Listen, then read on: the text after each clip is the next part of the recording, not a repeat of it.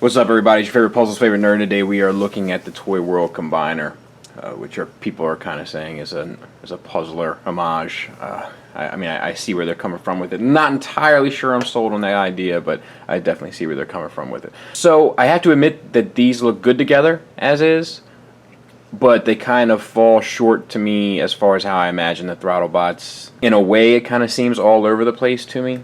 See, the original Throttlebots are kind of all over the place too with the dump truck. But with all of these mostly being utility-esque vehicles, Shinebug or Goldbug or whatever you want to call them is really throwing me off. But I like them together. They do feel right together. They just don't scratch that Throttlebot itch in vehicle mode that I would have preferred. It's like ordering a cheeseburger from Five Guys, and you get a really great pizza instead. The pizza's fantastic, but it wasn't just what you had in mind when you made your order. So there they all are in robot mode, and that's what I've been waiting for, and that feels pretty good. I had a lot of these as a kid. I didn't have all of them. I didn't have the red one or the blue one. No, I think I had the blue one. I think the red one and maybe, yeah, I think the red one was the only one I was missing. It feels good to have modern day takes on them. I like the size differences. I like how the transformations are all unique. Even though they borrow bits and pieces of each other's engineering, they all have their little individual things going on. I really like them. These two still frustrate the hell out of me, the orange one and the blue one. But yeah, overall, I'm pretty happy with this. I can't help but wonder if maybe the combining gimmick didn't, cause for this company to make some sacrifices aesthetically in terms of alt modes, in terms of robots, and so on and so forth. But overall, I can't do a lot of complaining about how they look together, especially with most of the orange guy hidden. So I'm going to be doing these from different modes. So some will go from robot and some will go from car, since I haven't reviewed all of them, so we can see some different aspects of the transformation. And it makes life a little bit easier for me. So what you do with this guy, untab the front here, and then fold this bit around, and then that plugs back into there. Make sure the wheel is off and this one's good to go. Take your foot piece, slide those two onto these two,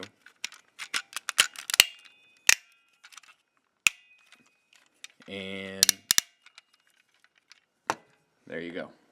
Then you take this piece, and I think for him you want this little notch here to the left. Take this on one side, pull this around to the front, tab these into these circles here, these holes and pegs, and then pull that one forward. He's good to go. Same for this guy. Untab this front part of the vehicle. So his tolerances. Rotate the whole piece up to the front like that. Take your foot, bend it down. These connectors sit a little higher so they can slide up in there.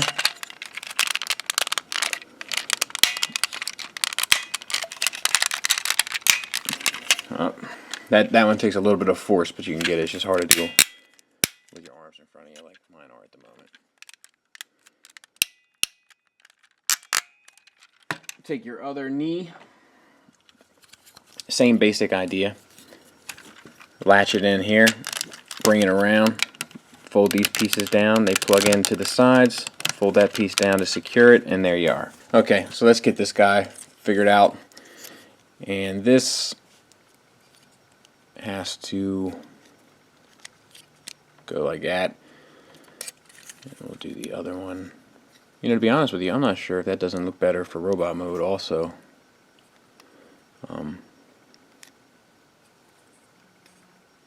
But whatevs.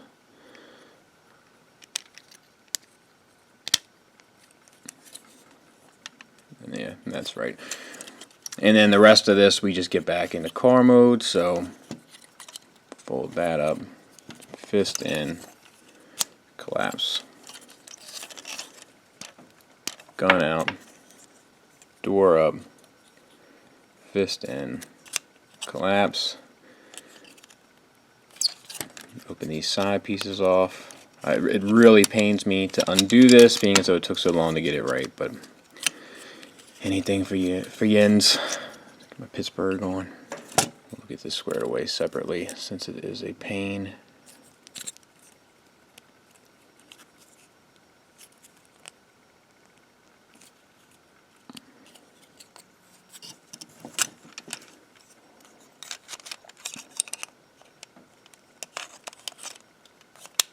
Let me do it off camera.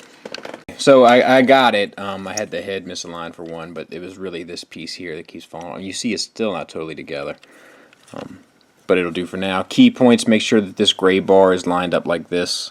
That'll help this hood collapse nicely, and make sure the head looks like that when it's on the inside. And then the gray on the shoulders are on double hinges, as we've talked about before. So make sure that the first hinge is pointing down at like a 45-degree angle, and then the second piece comes back up at a 45-degree angle the opposite way. And there you have it. You attach this, I forget which one the hands come with, but we'll talk about the articulation real quick so that I don't have to do it in combine mode. Fingers are on a pin here, so 1 knuckle, 2 knuckle, 3 knuckles, all of them each individually articulated, and all on hinges, no ball joints, which I dig. And then this is, the thumb is on a balled peg, and that's okay, that's just kind of a standard, and then that knuckle is on a hinge as well. So you take this part, you line up these circles, I guess it's actually like this, and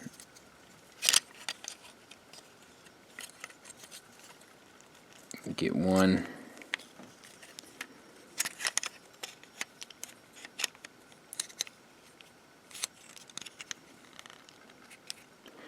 and then just collapse all this nonsense until you have it like that.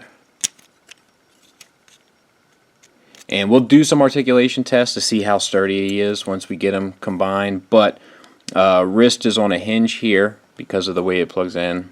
It hinges, and then it swivels here, and then all the finger articulation, you get a upper bicep swivel and a double jointed knee, a double jointed elbow. That's actually pretty cool, and that's where the connection is. We'll get there. Same basic as the other one, except we're going to a different mode, so just kind of the advantage of doing it this way. Untab this back piece so you can bring these legs out. And my side mirror fell off again. I'm just going to have to glue it.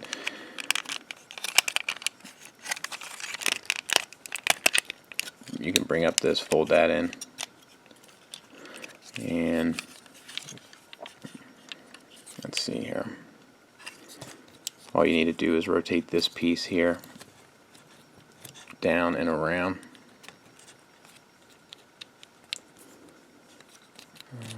Let's see, that looks good. I forget what the exact, I haven't looked at the instructions for it. But that looks good to me. I like it anyhow. Straighten these out.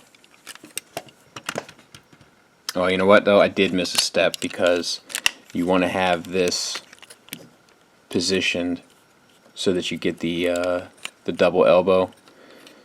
So make sure that, let's see here. Yeah. So rotate it like that, and then rotate that piece back, and then tap it all back together, and then that gets you the double jointed elbow. This guy is much simpler to start in this mode, so that's my advice to you. Pull this out just like you're going to robot mode again, and then pop the hole. You can get that out of the way. See if you can pop this whole roof assembly. These tolerances, they are not messing around. There you go. Bring this out here on the hinge that we've looked at before and tuck it up like that, but you keep it together this time. As far as these legs, you pretty much do the bot transformation. You can bring them down, untab them. You can go ahead and twist this now. Feet down. Oh, look at this heel spur. I'm not sure if I did that before.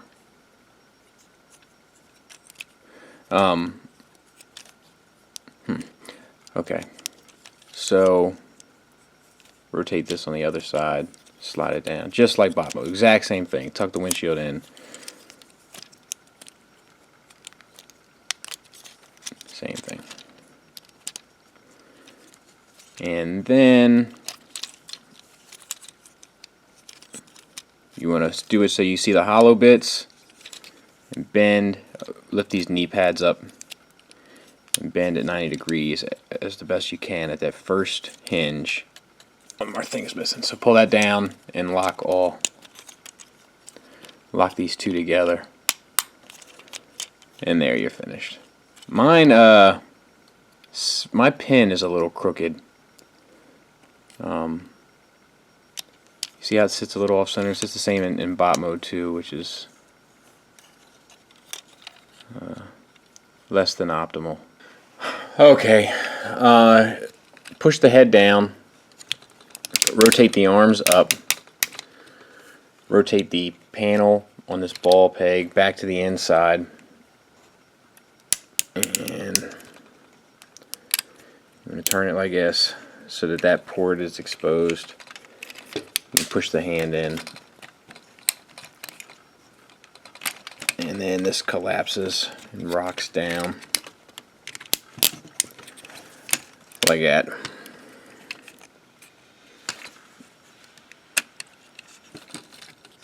And make sure that's tabbed in. Same on the other side. We'll go ahead and push that in now. And then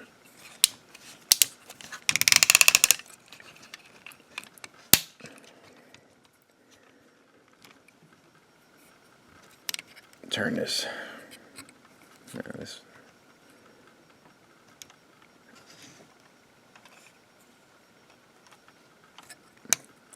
Oh, okay, I didn't rock. See, it confused my own self.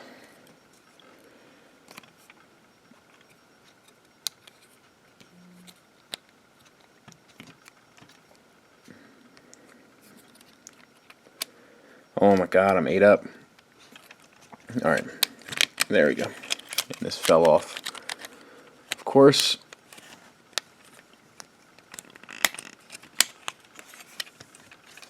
And make sure that's tabbed in. Take this piece here, square these up the best you can, and this plugs in like that. Once you got that, rotate the waist 180 and try to plug this back in. I'm going to try one time, and if it doesn't work, I'm doing it off camera or not doing it at all. I can already tell you we're not off to a good start.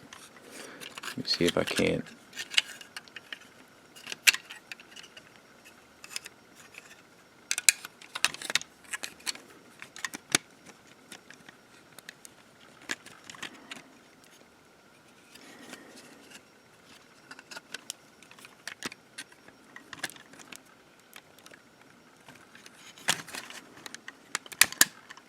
Yep, stupid. So I'm just going to keep it like that. Alright, so open up these knees, and then this comes up and then rocks forward. This isn't as hard as I'm making it seem. Let's try the other one. There we go. That one went much easier. And then lock that into place like that. So, my foot got too far up in now. So, there it is. Close that up. Like I said, it hasn't given me much of an issue as of yet. So there we go. And then rotate these up like that. And then out like that. And once again, up and out. And then if you want to continue to mess around with this, you're welcome to. I am not. More power to you if you are. But this does come up and over, and this tabs in there, which does help keep it all kind of in place. I forget which one is the front and what's the back. So that's the front. And then you take this piece and you plug those two sections into these two sections.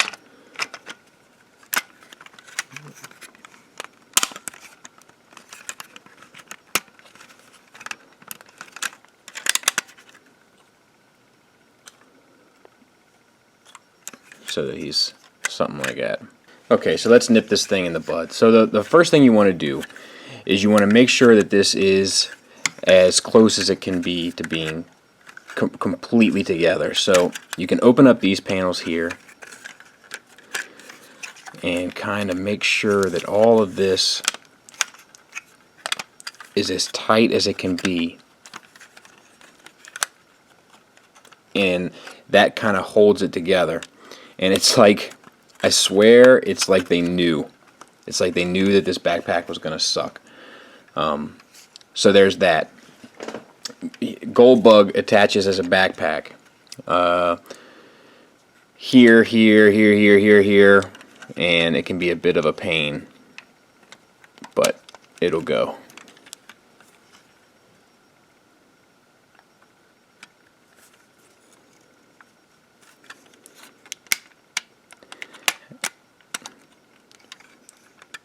And then you got that. There's a bunch of different configurations. You can have them on the front, pelvis, there to there. And that is a really good connection. A lot of times with stuff like this, like Warbotron's chest a little bit, but even more so the chest for, I think it was Uranus, is like a kind of a, oh no, it was the pelvis piece for the Uranus upgrade. It doesn't give you that warm and fuzzy connection. This does. We'll connect the legs, and it's kind of like Combiner Wars, I guess. There. And there. He's a big boy. Let me back out a little bit. We'll connect these arms, utilizing these holes here.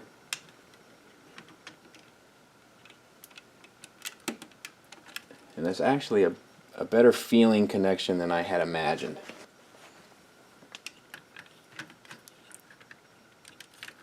And same type of connection here. And there he is. And I gotta say, it's pretty impressive combined. You know, I don't know how I'm gonna display him, but let's talk about articulation. He does kind of look messy though in the chest though, right? Is that just me? So the head is on a hinged swivel, which is ideal in my opinion, and there's no paint, just different types of plastic breaking it up, which does kind of do the trick.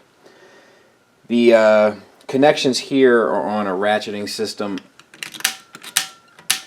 that gets you all the way up to there,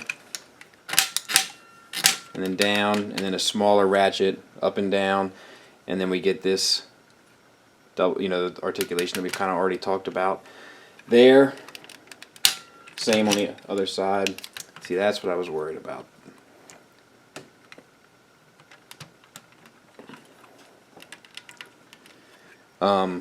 Let's go down, so to speak. Waist, swivel. If you go to a certain point, it's going to kind of push against Bumblebee a little bit, or Goldbug, and kind of maybe possibly push him off there. This is painted nicely, the crotch piece. The silver and red, that all looks pretty sharp. Hips, ratchets out to the side, holds it fairly well, but there is a little bit of give in between the ratcheting space. But it is fairly solid. And then these pieces manipulate up so that you can get out to there pretty much. And same sort of issues, but he will hold his weight no problem once it hits that ratchet. We have no thigh swivel anywhere. So that kind of sucks. There's nothing at the knee or anything. So he's pretty much always going to be standing straight forward. And the knee gets you 90 degrees, and that feels really good. It's a good ratchet. Feels solid, feels secure. And then the feet, nothing really up for a tilt or back, but you do get a rocker. That's pretty good. Ratcheting rocker. So that's cool. And it's the same on the other side. Except this one, yeah, that same on the other side. He is cool. You know, like he's imposing. There's some issues. There's definitely some issues, but he's a pretty good combiner. Let's look at his gun. So it's this, really well painted. I'm not sure how well it's picking it up. A nice red in there, silver on there. And this piece comes down for him to hold it. Any of the bots can hold it there, and then it will like fit over their shoulder, but it looks absurd, so I didn't do it. And we'll put it in his left hand just because we're here. I'm interested to see how these joints hold up, so we might try both. So it tabs in just like every other combiner type gun, because it's a heavy gun. Now supposedly there's a gold one too that comes with one of them. I didn't get it, so sucks for me. So he holds it okay. You see his drifting a little bit, but he holds it okay. I tell you what, we're going to take a look at the other side just because of the lack of ratchets in the elbows.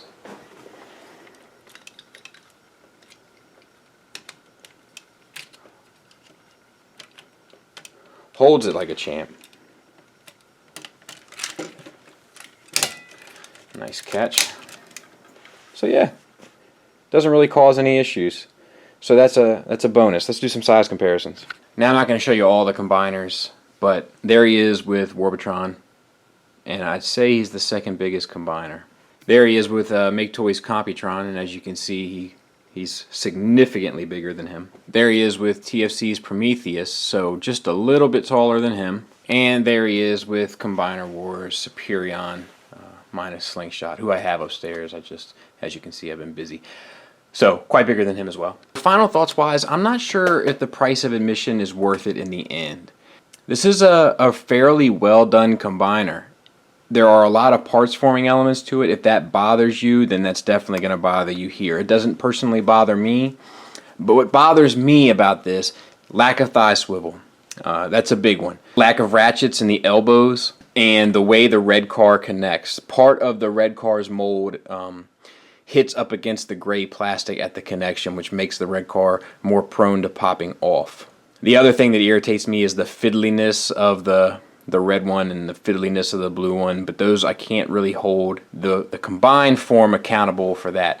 But he is a good looking combined robot. It's just that, you know, this is a fairly expensive piece when you get it all said and done, and you know, if you want him to represent the Throttlebots, I'm not sure that this thing will scratch an itch for you. It doesn't do anything for me.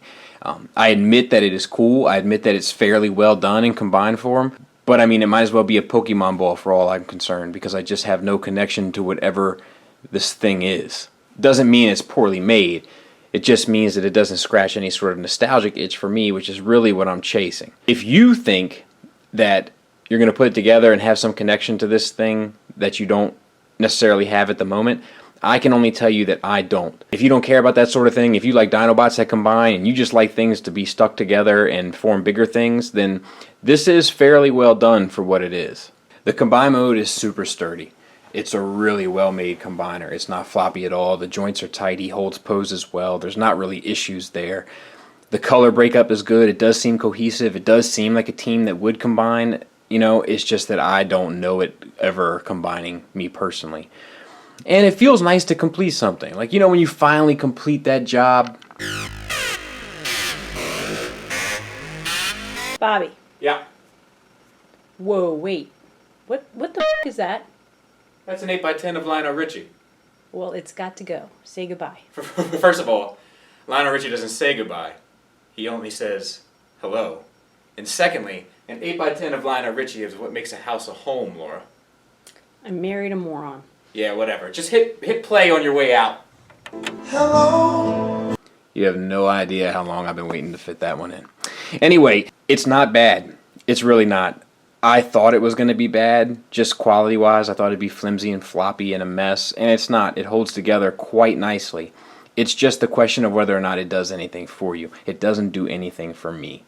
Doesn't mean it's not nicely made in the end. Doesn't mean it doesn't fit together nicely and hold its structure well, because it does. There's a lot of interesting things that have gone on with this set. There's a lot of interesting transformations. There's a lot of paint. There's a lot of unique engineering. And for me, having them as Throttlebots on a shelf together, united, I'll have that itch scratched.